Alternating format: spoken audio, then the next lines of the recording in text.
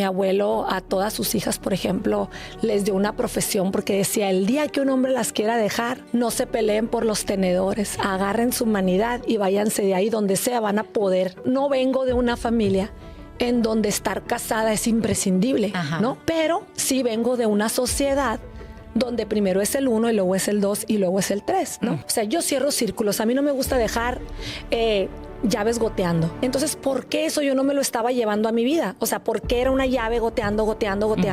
Y yo no volteaba a repararlo. Yo me tardé mucho en el baño y esta persona me estaba esperando afuera del baño. Te quedaste en el teléfono, te vi en línea, conectada, y se le olvidó que yo le había dejado mi teléfono en la camisa, en su bolsa de la camisa, para entrar al baño. Me alcanzaba otra vez a pie con la reversa y me volví a gritar. Yo le decía, si tú me atropellas, te vas a condenar para siempre. Se nos dificulta mucho no tener algo perfecto, pero ¿qué es lo perfecto? Vamos a replantearnos la perfección. Claro. Porque también cuando estuve sola, mi vida fue perfecta, porque una mujer que está formada, que tiene un empleo, que tiene una capacidad económica independiente, es más fácil que logre salir de estas vivencias de violencia, porque yo me quedé con 300 pesos en la tarjeta del banco y ella me prestó 500 pesos. Fíjate, Mariel. Puse gasolina para ir a trabajar y pedí un adelanto de quincena. Y a partir de ahí, soy la Mariel que soy ahorita. Fíjate. Hola, mi nombre es Emma Müller y estamos en un espacio más donde nos estamos adentrando a conocer a las presentadoras de tu programa Amiga Date Cuenta. Y es un honor para mí y un gusto este momento estar con Mariel Montes. ¿Cómo estás, Mariel? Hola, gracias, Emma. Gracias por el tiempo. Feliz de conocerte porque no había tenido el gusto de verte en persona, entonces estoy encantada de que estés en este espacio, que ya han pasado algunas de tus compañeras. Y bueno, el objetivo de esto, Mariel, es adentrarnos un poco más a conocerlas, a saber cómo es su vida, conectar un poco más con la esencia que tiene cada uno de ustedes, porque muchas veces pues uno es lo que se proyecta de la pantalla para afuera, pero sí es muy interesante que sepamos cómo es la vida de ustedes, cómo es sus dinámicas, qué les gusta, qué les interesa, qué les llena. Entonces, más allá de presentarte, Mariel, con títulos o con carreras o con trayectorias, me gustaría que tú te presentaras más allá de eso, ¿cómo te presentarías o cómo te defines, Mariel? Que la gente pudiera saber y conectar y entender cómo te defines tú. Bueno, pues son diferentes roles, yo creo, desde los cuales yo me pudiera definir. Yo creo que el primero de ellos es como mujer.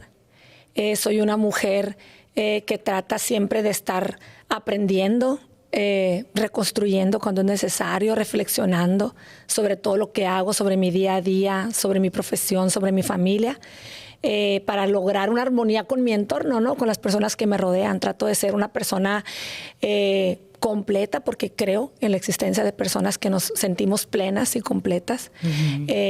Con tal humildad te lo digo. He trabajado mucho en mí misma. Soy mamá de 3 hijos varones, adolescentes y un adulto ya. Y también tengo 2 hijos de amor, de cariño, prestados también. Son 5 varones en total. Soy casada. Eso lo digo muy poco así en las oportunidades en los podcasts, pero soy casada ya de muchos años. Soy catedrática también de la Universidad de Sonora. Soy psicóloga y sí es importante, te menciono esto de soy psicóloga, soy educadora, porque yo creo que son las disciplinas que nos ayudan, yo creo que nos fortalecen más para llevar una vida más armónica con el entorno, pienso yo. Entonces, claro, no, por supuesto que sí, y definitivamente, fíjate, todo lo que eres tú, lo que representas, lo que transmites y comunicas, pues está en base a toda esta preparación que has tenido también, Mariel, ¿no? Y yo soy una creyente de que la infancia nos marca, o sea, la infancia, lo que vivimos, tanto lo bueno como lo malo, está muy, muy, muy ligado al adulto que somos hoy. ¿Qué nos pudieras compartir, de esos primeros años de vida, Mariel. ¿Cómo fueron? ¿Cómo los viviste? ¿Cómo fue tu infancia? Pues mira, yo nací en Cajeme, en Obregón, Sonora. Me vine aquí a los 3 añitos porque mi papá y mi mamá iban a empezar a estudiar en la Universidad de Sonora. Yo fui la primera hija de 6. Okay. Somos 3 hombres y 3 mujeres. De alguna manera, pues tuve papá y mamá muy jóvenes, estudiaban aquí en la universidad y trabajaban todo el día y estudiaban. Y estaba yo viviendo con ellos hasta que llegó mi hermana. También te puedo decir que vengo de una familia, sobre todo los Castillo, que es un matriarcado, o sea, feminista. Mi abuelo a todas sus hijas, por ejemplo, les dio una profesión porque decía, el día que un hombre las quiera dejar, no se peleen por los tenedores, agarren su humanidad y váyanse de ahí donde sea, van a poder empezar de cero. Entonces era la educación que había, ¿no? De no tomar como una postura de víctima, ¿no? En ese entonces, muy marcada. Y pues todas mis tías, que son 8, dentro de los 13 hijos de mi abuela, son 8 mujeres empoderadas y preparadas. Entonces era como que en mi infancia se hacía esto de que primero el estudio y luego lo demás. Primero terminas una carrera y luego lo demás. O con muy poca oportunidad de fallar, digamos, ¿no? Que tendríamos que ser fuertes, potentes, capaces, ¿no? Entonces sí era una vara, no lo veía en ese entonces, pero ya ahora, a mis 46 años, veo que era una vara muy difícil, o sea, muy difícil de alcanzar. Pero bueno, ese fue nuestro proyecto de vida de la infancia. Ya radicamos después en Hermosillo. Y pues eso, así fue como la viví. Fue una niñez, una infancia con 0 violencia, con 0 golpes. Soy hija de un físico matemático que nos crió entre experimentos y ciencia y libros. Wow. Empecé a leer como a los 4 años, a decir poesías desde los 3 años. Y una mamá socióloga. Entonces, pues, tuvimos una vida, yo creo, de paz, de tranquilidad y de mucha unión. Fíjate, digamos que tu entorno fue muy favorecedor. Muy favorecedor. O sea, muy favorecedor. Fue el caldo de cultivo perfecto por todo lo que me estás diciendo ahorita, pues para ver a esa Mariel que vemos ahora, ¿no? Tan preparada, culta, que transmite todo con tanto conocimiento y con tanta objetividad. Definitivamente creo que te ayudó mucho el entorno, el que viviste, pero nunca lo viste como una carga, sino que lo viste como, o sea, esa vara alta que tal vez había en tu casa, no lo viste como una carga, sino que lo viste como una oportunidad de crecimiento, estoy entendiendo. Sí, yo me acuerdo que mi papá me dijo, oye, Mariel, hay una licenciatura en enseñanza del inglés en la universidad, deberías de estudiar ahí porque es lo nuevo, dar clases de inglés en ese tiempo, en el 2001, 2002. Y yo me acuerdo que yo le dije que sí, me inscribí y quedé en la universidad con un inglés que yo aprendí de las canciones en inglés, o sea, no había estudios previos, o sea, siempre nos alentaban, nos impulsaban. Y al final demostrábamos que sobrevivíamos, ¿no? Y tendríamos que desarrollar esa capacidad de resiliencia, incluso en cuanto al conocimiento, ¿no? Yo me acuerdo que tenía 22, 23 años, terminé la universidad y le dije a mi papá, me quiero ir a estudiar a España. Y no me preguntó ni cómo iba a pagar los estudios, ni me dieron el dinero para hacerlo, ¿no? O sea, no me podían apoyar, era muy costoso. Y me fui a Madrid a los 23 años, me acuerdo en el aeropuerto de Alemania, que no entendía nada. Dice, yo, ¿qué ando haciendo aquí?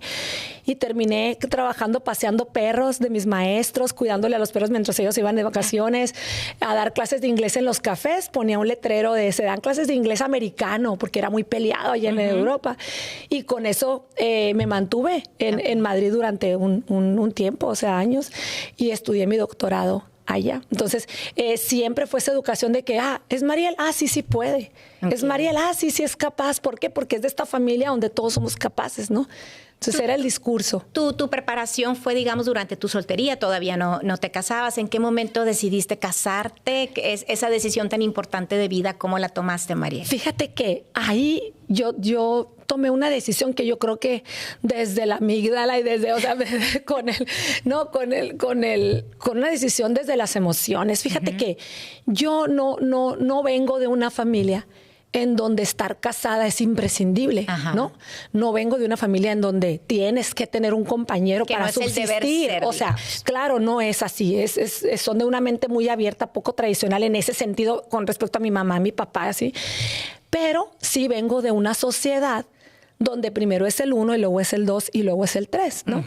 Entonces yo no me veía casada, yo me fui a estudiar y cuando regresé conocí a una persona, duramos una relación muy corta y me casé, ¿no? Entonces mi mamá me decía, Mariel, ¿estás segura? O sea, como que ni creían que era para mí el matrimonio, ¿no? Porque era muy independiente y muy solucionadora, autogestiva, o sea, como me habían educado y lo había aprendido, también tiene que ver mi personalidad, claro. ¿no? No solamente lo que me han enseñado ellos. Autónoma, ¿no? Sí, o sea, yo resolvía, ¿no? O sea, no me acuerdo haber sabido o aprendido a pedir dinero a mis papás, o sea, de alguna manera yo trabajaba y empecé a trabajar muy joven. Entonces, pues me casé porque yo creo que era lo que seguía. Y pues no, las cosas no funcionaron como yo pensé. En ese matrimonio. En ese matrimonio no funcionaron. O sea, al tiempo pues hubo una separación. Fue muy complejo. Por ejemplo, mi abuela, me acuerdo que me mandó un mensaje y que me decía, de todas puedo esperar una separación, menos de ti, porque eres la mayor de las nietas. Okay. O sea, tú puedes enderezar este barco, ¿no? Entonces yo decía, ¿cómo? O sea, ¿cómo? Cuando estás recibiendo lo que estás recibiendo, claro. ¿no? Pues que venga y lo navegue ella en mi mente, ¿no? Decía, ¿no? Y era difícil porque es cierto, no estábamos predestinadas a fallar. Y un matrimonio, un divorcio en ese entonces, se veía como un fracaso. Un total fracaso. Que yo lo veo ahora con mis consultantes, es que vengo de un fracaso. Las personas que fracasamos con un matrimonio no podemos aconsejar a nadie cómo. O sea, claro que podemos, ¿no? Es aprendizaje también. Claro, por supuesto. Y luego te vuelves a casar. Después, a los años, o sea, me volví a casar con mi esposo, con quien convivo actualmente. Pues es una persona primero que nada que cree en la psicoterapia, o sea, una persona que trabaja mucho en sí misma, una persona que vale un peso en oro por el padre que es y el gran compañero que es, y sobre todo por la forma en que mucho de lo que soy yo y de lo que he alcanzado en lo profesional ha sido por el gran acompañamiento. Hace poco lo publicaba en redes, hoy estoy en una certificación los domingos, y mis amigas, ¿cómo que el domingo y tu familia? Pues no soy la única líder en mi familia, hay otra persona que se puede hacer cargo, ¿no? Entonces yo sí reconozco que para crecer en pareja se requieren de dos, no nada más de la voluntad mía de querer crecer, ¿no? Claro. Oye, Mariel, fíjate que ahorita que platicas, ¿no? Acerca de la primera vivencia que tuviste, ¿no? Con el primer matrimonio que no, pues digamos que no fluyó o no funcionó. Con este segundo matrimonio que ahorita pues vemos que hacen equipo, que es una persona que está de tu lado, que piensa muy similar a ti, que están como que conectados en el mismo rubro. Que están haciendo un equipo, que formaron familia. ¿Qué diferencias latentes pudieras o tú ves en el primer matrimonio que tuviste al segundo? Y te pregunto esto porque muchas mujeres que nos pueden estar oyendo, que tal vez estén conflictuadas o tengan dudas o no se sientan plenas o no se sientan felices y están tal vez queriendo tomar una decisión de vida importante, ¿qué les dirías tú? O sea, ¿cuáles fueron las diferencias más marcadas entre ese primer matrimonio y en este segundo? Que nos pudieras orientar un poco. Bueno, primero que nada te quiero decir, Emma, que es la primera vez que de los podcasts que yo he ido a lo largo de mi vida, que yo hablo que he tenido un primer matrimonio. Ajá. O sea, es algo complejo porque pues uno siempre cuida en esta virtualidad, ¿verdad? Sí. En el mundo de redes sociales, pues que los hijos escuchan, ven, y a veces dice uno, bueno, pues con que yo ya lo haya vivido, ya lo haya aprendido, claro, es suficiente para no perjudicar. Uy, como que mi mamá pasó por esto, como que mi mamá... Entonces yo he cuidado mucho eso en todo momento, pero fíjate que sí hay un punto muy importante lo que me cuestionas. Me dejé de enfocar, porque también tengo que tener una responsabilidad, ¿no? O sea, emocional con respecto a mis decisiones, ¿no? O sea, me dejé de preocupar o dejé de centrar la atención en lo que yo aspiraba y esperaba y las expectativas con respecto a la otra persona, porque yo tuve una familia en donde mis papás tienen una relación muy unida, mi papá y mi mamá son grandes compañeros de vida, y mi esposo y yo somos personas muy diferentes, o sea, muy diferentes, pero nosotros conciliamos esa diferencia desde el amor, desde la confianza y desde la compañía, ¿no? Entonces, ¿qué diferencias veo hoy que no pude ver en el pasado? Primero que nada, aceptar que somos desiguales, que la otra persona va a ser diferente a mí y que tengo que encontrar los atajos o los puntos de unión entre los dos. Esa es la primera. La segunda, yo creo que muy importante, es saberse ir, saberse ir. Ahora con mi esposo, por ejemplo, hay discusiones que ni las vamos a ganar ninguno. Sí. Los dos desde nuestras ideas, desde nuestra crianza, desde nuestra personalidad, tenemos la razón. Y hay puntos que es mejor no debatirlos porque responden a ese contexto del que venimos. En mi relación anterior, el contexto de crianza pues era desfavorable, ¿verdad? Su historia de vida era desfavorable también. Entonces era como pedirle peras a un olmo en querer hacer una relación pacífica, ¿no? Entonces yo me inclinaba mucho a la tolerancia, a si no me quedo callada esto va a explotar, va a acabar mal. Y tenía mucho miedo de eso. Entonces aquí lo que me ayuda más a mí es entender a la otra persona, saber elegir mejor, porque la magia está en el casting. Ajá. O sea, ¿a quién eliges? Y ahora me tomé con mucha cautela. Como te digo, aquella persona la conocí en un mes y empecé una relación y me casé. Y aquí con mi esposo duramos un año en donde nos conocimos enojados, nos conocimos bajo efectos del alcohol, nos conocimos cansados, frustrados, enojados. Por haber. Entonces yo decía, bueno, ya sé cómo es su temperamento y cómo va a ser y cómo va a responder en diferentes situaciones de la vida, puedo con esto. Entonces yo tengo que asumir esa parte mía de inmadurez de cómo que vas llegando de Europa y que esto crees que es lo que sigue, ¿no? Claro. Entonces así, entonces no hay que... Las mujeres somos muy intuitivas. Claro. Y pienso que sabemos cuándo tomar una decisión. Claro. Si nos equivocamos, siempre podemos... manejarlo y retomarlo otra vez, pero no dudar el irnos cuando nos tenemos que ir. Yo me esperé demasiado. Oye, Mariel, y fíjate, me interesa mucho todo lo que estás platicando porque creo que puede ayudar a muchas mujeres que nos estén escuchando y en la medida que tú quieras platicar y abrirte, ¿no? En el tema. Pero hubo un punto detonante, o sea, ¿qué fue lo que te hizo decir ya hasta aquí? Esto ya no es por aquí, voy a ir a buscar o mi camino es por otro lado y tú ya decidiste dejar de tajo esa. Mira, primero que nada, soy una persona de decisiones y siempre he dicho yo que soy una cerradora. O sea, yo cierro círculos. A mí no me gusta dejar llaves goteando. O sea, yo cierro el círculo. Cuando estoy estudiando algo, hasta que me den el diploma. Cuando voy a hacer una cita médica, hasta que me den de alta. O sea, soy cerradora, ¿no? Así es. Entonces, ¿por qué eso yo no me lo estaba llevando a mi vida? O sea, ¿por qué era una llave goteando? Y yo no volteaba a repararlo. Entonces, yo lo que hice fue meterme a mis estudios, una maestría. Ay, mira, otra maestría. Mira, mejor otra licenciatura. Y no dejaba de estudiar. Y esta persona sentía mucha inseguridad por el hecho de que yo no dejaba de estudiar. Entonces, me acuerdo que una vez mi abuela le dijo, están cerradas las universidades. Tú también puedes estudiar, ¿no? Pero pues él no quería. Entonces, yo había cosas que tienen que ver con términos de violencia. A mí siempre me educaron en esta parte de esto es violencia económica, violencia psicológica, o sea, siempre, porque me crié en una universidad desde niña. Claro. Entonces, mi contexto era de psicólogos, comunicólogos, sociólogos, o sea, estaba muy sensibilizada.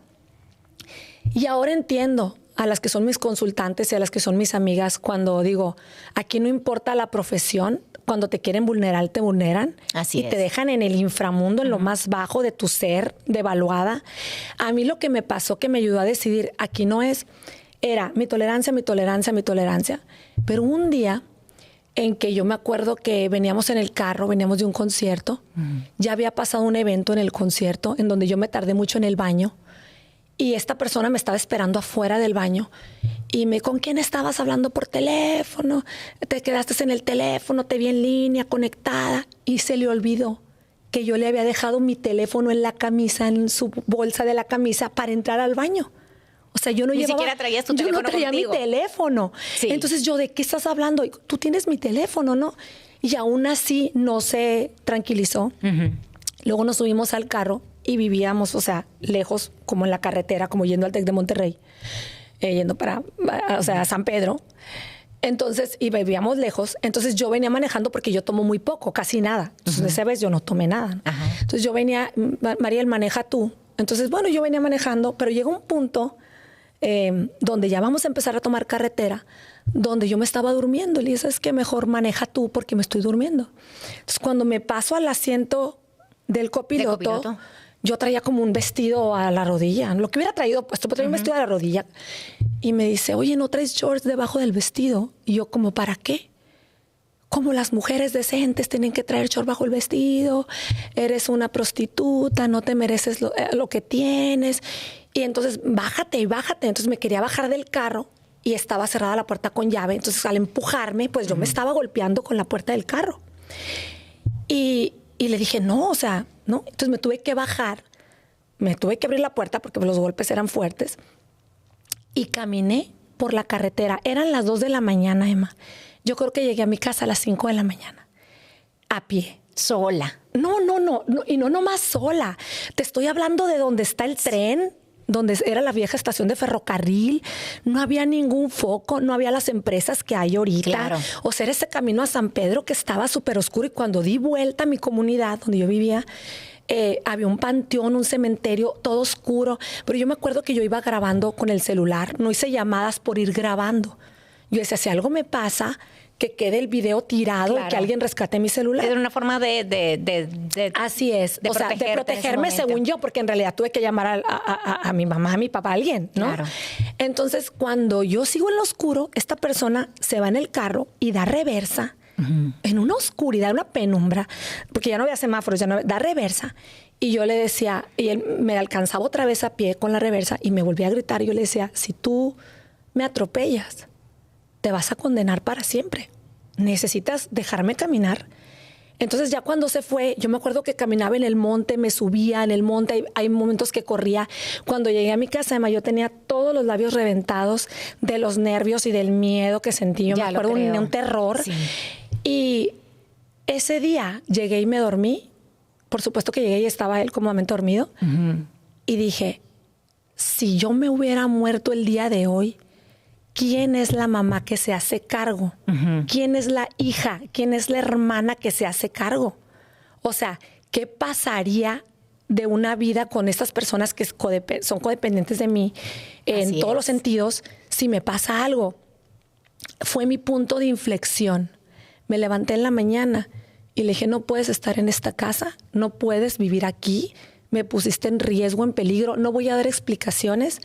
Ese día además se cerró una puerta. No hubo un perdón, no hubo un después, no hubo un vamos a platicar, no hubo un vamos a terapia. Fue tanta la exposición. Y fíjate, hace como 6 meses lo comenté con una amiga de que qué bueno que nos habíamos librado ya de esto y de eso que me pasó a mí. Yo nunca me victimicé. Eso no me ayudaba. Porque yo me quedé con 300 pesos en la tarjeta del banco y la mujer que me ayudaba en mi casa, en la limpieza, me vio que tenía como 2 semanas sin ir a trabajar porque no tenía dinero para la gasolina y sin llevar a nadie a la escuela porque no tenía dinero para gasolina y ella me prestó 500 pesos. Fíjate, Mariel. Con esos 250 puse gasolina para ir a trabajar y pedí un adelanto de quincena. Y a partir de ahí soy la Mariel que soy ahorita. Fíjate. O sea, no tenía un peso para moverme. La señora, ella me ayudó, una persona que vivía en mi comunidad. Y me acuerdo que una de mis hermanas se dio cuenta que yo tenía como un mes batallando. Y mi papá fue y me buscó. Oye, me dijo, ¿está pasando esto? Sí. Y yo como no sabía pedir dinero, no sabía pedir nada, me dijo mi papá, ¿qué puedo hacer por ti? Y él me llevó pollo, lentejas, hamburguesas, carne, o sea, cocinaba para mí y me llevaba porque yo no sabía recibir dinero. Es algo con lo que he trabajado mucho. Ahora ya sé. Era una creencia limitante. Era una creencia limitante de que yo tenía que poder sola porque esa era mi niña interior que siempre había podido sola. Sí. Entonces te digo, volviendo al tema de mi amiga, que me dice, Mariel, pero no fue la única vez que te dejaron, que te bajaron del carro. Claro. Y yo le decía, sí, fue la única. Entonces ella me cuenta otra ocasión en donde cuando estaban construyendo por la Sauceda por ahí, también me habían bajado. Claro. Había caminado por todo el canal en la noche a un Vips que había cerca de esa parte de ahí, del vado del río. Y había pedido ayuda a un amigo. Entonces, yo no recordaba ese momento. Entonces, bueno, la amnesia perversa que le llaman, sí, ¿no? Sí, no. Yo creo que mi cerebro totalmente, o sea, canceló eso. Y seguí subsistiendo como un mecanismo de defensa. Entonces, ese fue el momento. No hubo para mí oportunidad ni margen de negociación. No me peleé por los sartenes, como decía mi abuelo. Fue contundente. Todavía no se usaba lo de comunicación cero y contacto cero. Fue contacto cero, cambié chapas, cambié todo. Con tus propios recursos. Ahora sí, hice listado. A ver, ¿qué recursos tengo para mí? ¿Cómo yo voy a achilillar estos andamios que me sostienen y que se me están tambaleando? ¿Tengo trabajo? Sí. Órale, todos los días hay que sostener mi trabajo. tengo oportunidad de seguir estudiando, vámonos. Tengo educación para las personas que dependen de mí, gratuita, privada, vámonos. O sea, tengo que pagar menos de escuela, a cambiarlos. O sea, tengo que hice todos los movimientos para poder salir adelante. Entonces, la gente dice, yo no vi que a Mariel le diera depresión, yo no vi que... Claro, porque yo me estaba librando de una batalla, no es la misma. Por supuesto. Dejar a que te dejen. O sea, así es. Estamos hablando de contextos totalmente diferentes. Oye, Mariel, ¿y qué crees tú que sea, en tu caso, cómo crees que fue? Y que muchas mujeres se pueden identificar también. O sea, ¿por qué en ocasiones, y yo creo que es la gran mayoría de las veces sucede, mujeres así estemos preparadas, con carreras, con títulos, psicólogas, psicoterapeutas, lo que tú quieras, ¿por qué estiraremos tanto la liga antes de tomar una decisión? O sea, ¿a qué crees tú que se deba, Mariel? Que realmente vamos hasta el último, hasta tocar fondo para tomar una decisión de vida tan importante como lo es dejar una relación violenta. Porque no queremos pensar que no hicimos lo suficiente. El peso de la culpa nos persigue. Y eso es incorrecto, es una visión muy limitada que tenemos las mujeres. O sea, el hecho de que las mujeres somos resilientes, somos ave fénix, nos han llevado a un punto en donde nos han convertido en unas supervivientes, en unas sobrevivientes. Entonces, ¿cómo yo no voy a ser la sobreviviente? Y a lo mejor yo te puedo decir en ese momento, ay, Emma, o sea, yo no estaba en competencia con nadie me estaba haciendo creer que yo tenía que sobrevivir a esto. O sea, no me tuve por qué esperar. Yo sí me esperé un año, porque yo me acuerdo en una charla con mi mamá y me dijo, inténtalo, ¿no? Entonces yo le dije, no me digas que lo intente, dime, pon la otra mejilla, porque tenemos que aceptar por lo que estoy pasando, ¿no? Claro. Entonces, claro, justamente a ese año, en el cierre de ese año pasó esto que te digo del vehículo en la madrugada, con una sobreexposición al peligro, con un posible atropellamiento. Yo me acuerdo que fui al Instituto de la Mujer y fui a meter una denuncia, pero luego no le di ni seguimiento porque yo tenía que trabajar, o sea, yo tenía que ocuparme de mis cosas, no tenía tiempo para algo legal. Ahora ya está eso mucho más avanzado, ¿no? Ahora sí puedes trabajar y la gente acá, la fiscalía trabaja para ti. Sí, son trámites más ágiles, pero en ese entonces, pues no, y tenías que probar un montón de cosas. Entonces yo dije, no, a mí no me interesa el papel de estar divorciada, ¿no? Claro. Pero como te digo, volvemos a lo mismo, soy una cerradora. Cuando ya pasó el tiempo, dije, bueno, ahora sigue lo que sigue, ¿no? Claro. Primero me ocupé, pero sí las mujeres estamos tratando de acabar hasta la última consecuencia para sostener una familia feliz. Así es. Una familia que, por el gran fenómeno en la actualidad, en el 2025, de la comparación social, se nos dificulta mucho. Sí. No tener algo perfecto. Pero ¿qué es lo perfecto? Vamos a replantearnos la perfección. Claro. Porque también cuando estuve sola, mi vida fue perfecta. Tenía mi trabajo, mi espacio, mi casa, mi familia. También me sentí plena, sola y perfecta. Entonces, por eso pude invitar después a alguien más a mi vida, ¿no? Claro. Y esto es un asunto que no lo vivo y no lo cuento ni lo relato como un evento traumático. Al contrario, fue un punto de inflexión. Una experiencia de vida. Que es diferente, una experiencia de vida. Y me tuve que poner en mi rol, soy la víctima en este momento, pero ¿cuánto tiempo o a partir de qué yo voy a salir de ser la víctima? Así es. Porque puedo trabajar. O sea, a ver, ¿dónde está esa crianza donde yo sabía que tenía que ser un ser capaz? O sea, no es desechable. Lo que tal vez es negativo verlo desde ahora de la crianza, en ese momento me funcionó como algo positivo, ¿no? Claro. Entonces, lo siento, abuela, este barco lo voy a tener que manejar yo sola. Lamento no cumplir con tus expectativas, pero una persona preparada o no preparada, víctima de la violencia económica, porque el dejarme un endeudamiento, así es, o sea, macro, o sea, yo pagaba mi casa, yo pagaba su ropa, pagaba la mía, pagaba la ropa de la familia, o sea, era violencia económica. También. Y yo no lo veía. Ahora sí lo veo, ¿no? Y ahora como psicoterapeuta más, ahora trabajo terapia sexual y de pareja. Y por supuesto que trabajo mucho en una equidad y les hago ver a las parejas la gran diferencia de apoyarse uno al otro y no abusar el uno de otro, ¿no? Claro, por supuesto. Oye, Mariel, fíjate qué relatos tan impactantes, pero me encanta mucho que has repetido constantemente no me posicioné como víctima o me posicioné como víctima solamente el tiempo que yo necesité para salir de esa situación en desventaja, ¿no? O violenta por la que estabas viviendo. Pero cómo el responsabilizarnos de nuestra vida, Mariel, definitivamente es lo que marca la diferencia. Y eso es lo que yo veo en todo lo que tú estás relatando, ¿no? El hacerte responsable de que ya nada más estás tú para ti y que dependes al 100% de ti. Creo que eso fue lo que marcó definitivamente la diferencia en ver esa Mariel que vemos ahora, ¿no? Tan realizada, tan plena, tan feliz en esta faceta como esposa, como madre, como profesionista. Entonces, yo creo que eso es un punto muy, muy importante, el tomar control de nuestra vida responsabilizándonos por ella, ¿no? Así es, definitivamente, Emma. Yo, fíjate que en conferencias, bueno, yo tengo en el laboratorio donde yo coordino en la universidad, tenemos una línea de género y hemos tomado, tanto mi mamá como yo y el equipo de trabajo, es que mi mamá es mi decana, trabajamos juntas, la línea de género y nos queda claro, o sea, el violentómetro, nos queda claro todo este fundamento teórico, claro, ¿verdad? Sí. Pero no es fácil zafarse.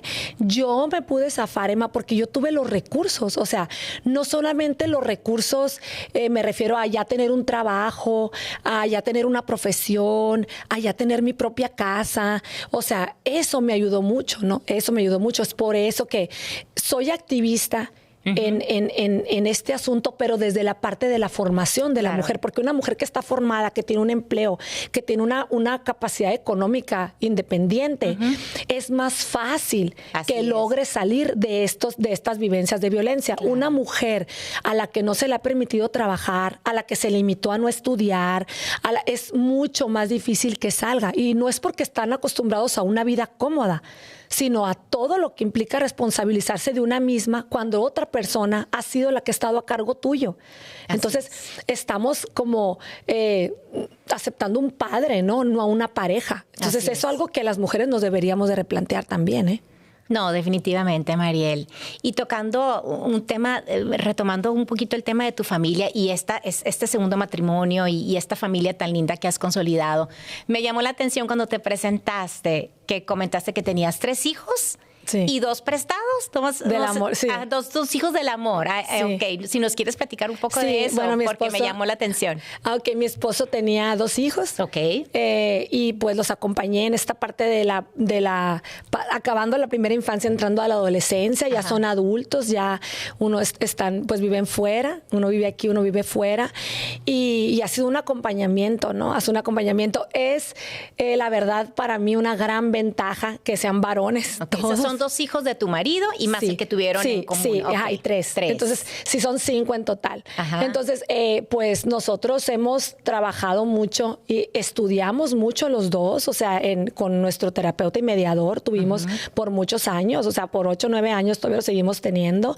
Estoy súper agradecida con nuestro terapeuta porque él nos ayudó a trabajar una familia reconstruida, porque así se llama, o sea, en teoría, en la terapia de pareja, son familias, en el contexto familiar, son familias reconstruidas donde una persona tiene sus códigos de crianza, su forma de crianza, otra persona también los tiene, ¿sí?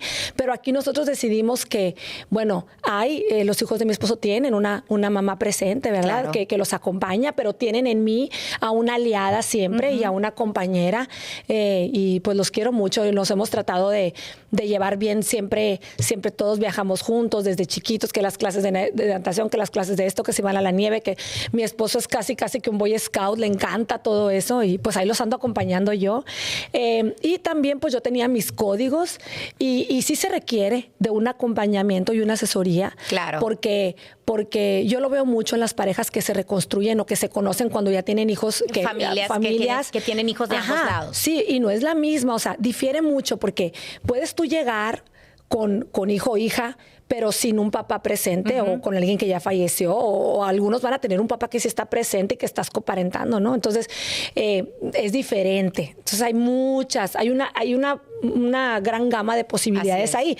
Aquí lo importante es qué familia queremos construir. Así es. ¿Cuál va a ser el código de esta familia nueva?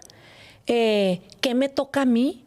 pactar, digamos, ¿qué me ¿no? toca a mí? ¿Qué te toca a ti? ¿Hasta dónde te voy a dejar entrar a ti? ¿Hasta dónde tú vas a entrar también en mi vida, verdad? Y trabajarnos pues en una línea de respeto del otro. Claro. O sea, yo creo que las familias no se destruyen, las familias se regeneran y después de una separación, y ahora que están los divorcios a la alza, tenemos que seguir creyendo en la regeneración de esas familias, reconstruidas o no, y que ya dejamos de hablar de la disfuncionalidad. Así es. Aquí hay disfunción en familias unidas y en las no unidas también, unidas. En la mamá soltera, divorciada, viuda. Claro. Y mamá divorciada, que es muy diferente una mamá soltera que una mamá divorciada. Así es. El mayor aprendizaje, Mariel, que te ha dejado la maternidad. El mayor aprendizaje es que mis hijos no son para mí, que mis hijos tienen que ser para ellos mismos. Ellos tienen que trazar sus caminos, me toca observarlos y guiarlos. A veces quisiera ser la líder en todo con respecto a sus vidas, sobre todo que trabajo yo mucho con adolescencias y quisiera acá como les apoyo en la terapia a jóvenes, también a mis hijos. Sí. Pero uno de los grandes aprendizajes que tengo es que el hecho de como madre haberlos acompañado, haberles dado un papá de amor, también, o sea, creer en la posibilidad de la reconstrucción familiar. Claro. El haber tenido como aliados a mi papá, gente muy querida, fue muy importante y es el mayor regalo que yo les pude dar y que me pude dar a mí. Porque ellos pues crecieron jóvenes pues de valores, buenos muchachos todos, ¿no? Ok. Y si le pudiéramos dejar un mensaje ahorita a esas mujeres que nos están escuchando, Mariel, que a lo mejor se sienten cansadas, agotadas, divididas entre tantos roles. O sea, ahorita yo te escucho y veo que eres madre, que eres investigadora, que eres psicoterapeuta, que eres psicóloga, conductora. Y ¿qué mensaje le pudieras dar desde tal vez no exigirnos esa perfección o creernos esa superwoman que creo que es una creencia muy limitante, que en lugar de sumar a veces nos resta? Pero ¿qué mensaje les darías a esas mujeres que tal vez ahorita no se la terminan de creer o no creen en sus capacidades o creen que no pueden salir adelante, independientemente si estén en un entorno violento o no? ¿Qué les dirías para que puedan salir adelante y para que puedan confiar más en ellas mismas? Bueno, yo tengo una frase que digo, todo cabe en una vida sabiéndolo acomodar, pero hay algo muy importante en esa frase, Emma, ahora, en este año, que hemos perdido la percepción del sentido del tiempo. Ajá. Porque estamos hiperconectadas, porque tenemos exceso de uso de dispositivos, porque estamos todo el tiempo frente a las redes sociales tratando de compararnos. Y esta comparación social, el cerebro no la percibe de una manera directa, sino también indirecta. A veces no nos damos cuenta cuando este fenómeno social y psicológico ya nos empapó. Okay. Entonces yo a veces les digo, todo cabe en una vida sabiéndolo acomodar, pero tenemos que tener muy claros, por ejemplo, la diversificación de los tiempos y nuestras prioridades. Por ejemplo, yo a veces digo, ay, tengo amiga, date cuenta, ay, tengo la mesa de Proyecto Puente. Ay. Entonces me saturo, pero luego digo, sí. A ver, la mesa de Proyecto Puente son 25 minutos. Claro. Una vez a la semana. El cerebro lo hace más grande a veces, una vez ¿no, a la María? semana. Y sí. Luego digo, amiga, date cuenta, es 1 hora, 2 veces al mes, 3 veces al mes. ¿Sí? En la universidad trabajo hasta tal hora. La consulta no son más de tales consultas a tal hora.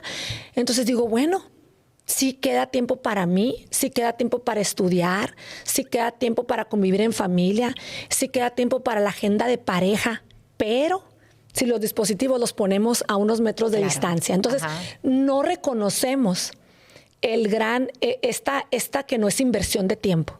Porque lo que te digo de familia, de estudiar, de como profesionista, ejercer. Sí, yo no estudié psicología para estar encerrada en un salón de clases. O sea, yo decidí que iba a estudiar psicología para un proyecto jubilatorio. Okay. Y lo proyecté. Ya me faltan 6, 7 años para jubilarme y yo quería poder colaborar en las tardes con consulta. Entonces, por eso lo voy empezando desde hoy. Entonces, así te vas acomodando. Claro, lo importante es, si estudias algo, ejercerlo. ¿Sí? Si aprendes a hacer velas, a hacer jabones, ejercerlo. Si aprendes a cocinar un platillo que quieres vender, ejercerlo. O sea, vámonos haciendo cerradoras. Ya se acabó la etapa del aprendizaje, sigue la etapa de la aplicación. A mí ya se me acabó la etapa del aprendizaje. Bueno, todos los días aprendemos algo, pero Así también hay es. que cerrar esos pequeños, Claro. como te digo, burbujas. Ahora, ¿Y ejecutar? Y ejecutar, o sea, Ajá. la implementación es importante. No nos podemos quedar siempre en el diseño de lo que queremos de ser mujeres, Claro. en el prediseño de lo que queremos de ser una familia. Y a veces me dicen, sí, pero la familia no son perfectas. La mía sí.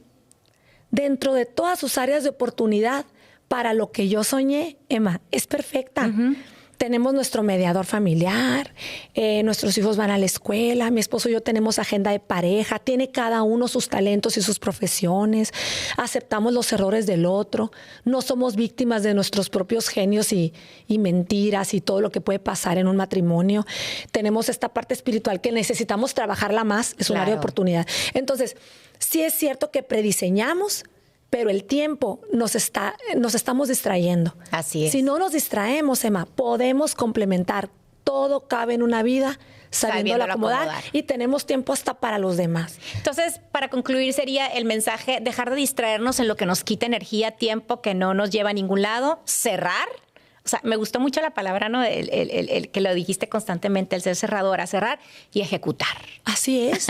y aceptar que también en el entorno social hay desgraciadamente, y es triste siendo psicóloga que lo diga, hay también contextos sociales que caducan. O sea, si yo tenía este estilo de vida, este era mi círculo social, pero ahora tengo voy a tener un perfil adaptativo, ¿verdad? Para estar en cada círculo, pero si nosotros dejamos de imponer nuestra presencia en ciertos círculos donde ya caducaron por lo que sea, también saberlo respetar, Así también es. saberse ir, y este detox social que es importante, ¿no? Yo me estoy rodeando cada vez de personas más queridas, cuidando mi futuro. ¿Quién quiero que me acompañe cuando ya me jubile, Emma? Cuando yo ya no sea la doctora, la investigadora, la maestra y la psicóloga.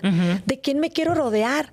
De personas que disfruten la vida, de personas que desde la simplicidad vean lo más bonito, el acompañamiento, el estar cerca, que te dediquen un café, Ay, qué atentas bonito, a ti. Mariel, sí. De esas personas Sí. me quiero rodear. No me quiero rodear de personas que estén constantemente ocupadas, ¿sí? Como yo también ya lo estuve. Entonces, ocupadas también nos podemos dar el tiempo. Claro. Pues sí, concuerdo y conecto con todo lo que estás diciendo. Yo también pienso muy similar a lo que piensas. Y vamos a pasar a una ronda de preguntas de respuesta rápida. Ay, Mariel. a ver si ¿Estás puedo, lista y porque soy rápida. preparada? Pues estoy lista, pero no soy Me tan vas rápida. a responder solamente con una frase o con una palabra. Lo primero que se te venga a la cabeza, ¿ok? ¿Tu mayor miedo hoy? No atender correctamente mi salud mental. ¿Qué te hace sentir más viva? ¿Qué me hace sentir más viva? Pues yo creo cuando encuentro balance con mi bienestar. ¿Una verdad que te costó aceptar? Pues me sigue costando, no sé, tal vez el diagnóstico de TDA y diagnóstico de alta capacidad. Me ha costado funcionar desde ahí. Tuyos. Sí, míos, Ok. sí. ¿Algo que ya no estás dispuesta a tolerar? A personas que, a pesar de que uno las quiere guiar, no tomen las riendas de su vida y quieran contaminar la mía. Ok. ¿Una frase que te define? Pues hay dos. Una que te decía, ya se me pasó por estar con la pregunta rápida. Bueno, una es, los cuerpos no son tendencia, porque soy activista de la imagen corporal en positivo en la mujer. Y la otra es, pues todo cabe en una vida sabiéndolo acomodar. Hay tiempo para todo. Y mientras hay vida, Emma, hay tiempo. Hay tiempo. Un recuerdo que siempre te acompañe, Mariel. Que siempre me acompañe. El que conocí a mi esposo en un concierto de los Enanitos Verdes. Tu mayor acto de valentía hasta hoy. Luchar por mis hijos y por el bienestar de mis hijos. Algo que te gustaría sanar. Sanar. Esa es una muy buena pregunta. ¿Qué me gustaría sanar? Me gustaría ser mejor para perdonar. Ok. Para Tener perdonar. más capacidad de perdonar. Sí, lo manejo más de la reivindicación, de que reivindícate, o sea, el error que cometiste, pero no perdonar desde el corazón y desde lo espiritual me falta. ¿Un sueño que aún quieres conseguir, que no se te ha dado? Un sueño que quiera conseguir, pues tenía un sueño que era fundar Psicoeducarte, ya lo fundé. Ahora parte de mi sueño es incorporar más profesionistas a Psicoeducarte y que podamos ayudar más a las adolescencias en nuestro país. El hábito que te sostiene cuando todo tiembla. El hábito. Estar presente en el aquí y en el ahora. No perderme, estar en mí. ¿Lo que más te enorgullece de ti misma? Mi inteligencia, Emma. Ok. Siento que soy una persona inteligente. Un miedo que convertiste en fuerza, Mariel. Un miedo que convertí en fuerza. Están difíciles esas preguntas rápidas. ¡Qué bárbaro! Un miedo que convertí en fuerza. Tal vez no, como soy tan independiente y tan autónoma, no poder vivir en pareja. O sea, no poder vivir en pareja. La verdad, yo pensé que yo iba a quedar sola. Okay. Es complejo vivir en pareja. O sea, lo tuviste como miedo en un principio, pero ahorita ya te has demostrado lo trabajo todos los días. Que terminó siendo una fortaleza tuya. Si pudiéramos tener una cámara del tiempo y pudieras ir a tu pasado y ver a esa Mariel de 5, 6, 7 añitos, ¿qué le dirías? ¿Qué te gustaría decirle? ¿O qué harías con esa Mariel, niña? Yo le diría, síguete interesando por el gusto por la lectura, por el gusto de los libros, por el conocimiento. Síguelo haciendo porque es lo que te va a abrir puertas en el mundo. El conocimiento te va a abrir puertas. Ok, me gusta. No, pues un gusto haberte tenido, Mariel. Te agradezco mucho la confianza, el que te abriste de esta forma, sí, el que verdaderamente desnudaste tu alma en esta mesa. Me gratifica mucho haber hecho esta entrevista contigo. Pues muy, muy agradecida y espero que haya sido también muy agradable para ti. Gracias, Emma. Y pues todo tiene su lugar y su tiempo. Y su momento. Y definitivamente esta mañana, pues yo creo que sin saberlo y sin planearlo, pues el tiempo fue hoy. Así es. Pues les agradecemos mucho su presencia y estaremos compartiendo más sobre las conductoras de tu programa Amiga Date Cuenta para conocer más sobre sus vidas, su esencia y pues por aquí nos estaremos viendo. Muchísimas gracias a todos.